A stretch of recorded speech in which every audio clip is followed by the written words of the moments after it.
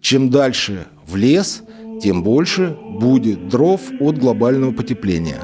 Еще дальше будут пыльные бури проникать, еще более разрушительными будут дожди или еще более интенсивными будут волны жары. Делать нечего. В этих обстоятельствах может быть самым эффективным способом вызвать дождь там, где засуха продолжается, действительно остается свечка в церкви. Призываю всех христиан, которые смотрят, пойти и сделать это.